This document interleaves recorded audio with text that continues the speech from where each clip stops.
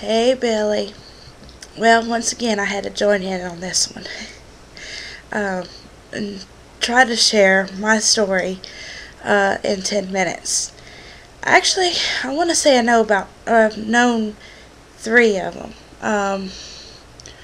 One's actually my sister-in-law, and it's not so much, with me, her being a frenemy with me, but a lot of what you described is how she treats my brother. Um, she tries to undermine relationships that he has with his friends, especially with his family, um, so that she is his one and only.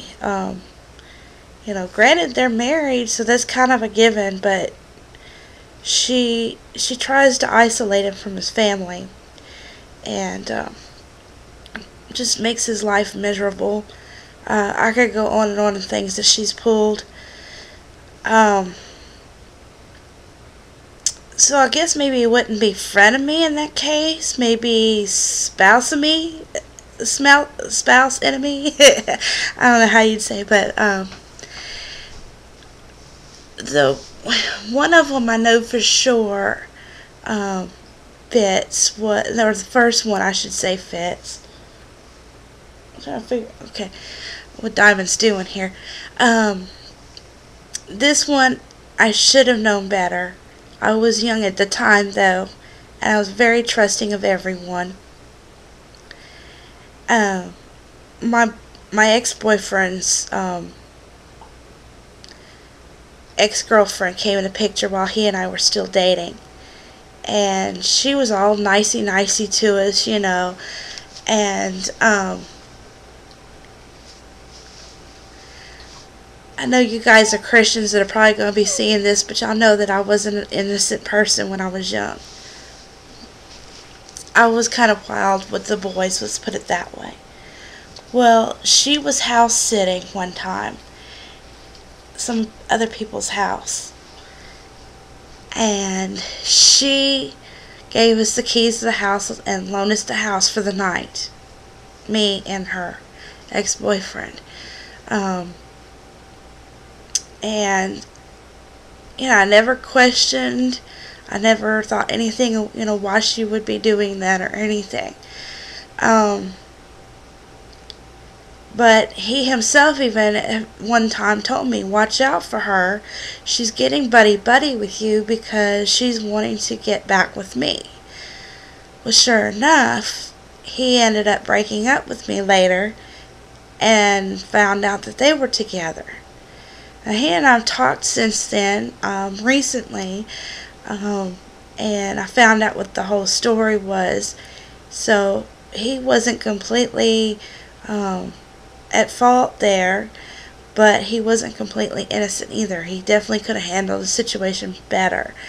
Had a lot to do with with his parents and my parents and some things that were said, and then he just didn't want to be alone and stuff. So, but that was the first time that I had gotten burned. Not only by him, but a frenemy. Then about the time that I met my husband Kurt, he had his stepdad and his mom had been keeping this young girl over there at the house with them until about the time that she was 18. She'd lived with them for a long time and stuff, kind of, Pop just trying to help her out, and we'll kind of find out she was exactly to how you described. She's been described as the type of person who will say and do anything that she needs to get what she wants, and then she'll move on or whatever. She will be nicey to my face. I was her best friend, and she, and this, that, and the other. She, just want to hang out all the time, and just, like we were sisters, or closer than sisters, and yet my husband told me, well, he wasn't my husband at the time. We were still dating and everything, and or fiance. And he said that he'd overheard her telling Pop that I was at fault, or putting the blame on me for things that she was getting in trouble for in the thrift store. She and I were working together in the thrift store at the fashion center at the time, and when she'd get in trouble, she'd put the blame on me, and Kirk overheard her doing so. Um, and apparently, she was saying things to Mom and Pop bad about me, and this, that, and the other, and stuff like that behind my back, just causing all kinds of drama. She'd play one against the other by saying, negative things about Pop all the time to me, and vice versa.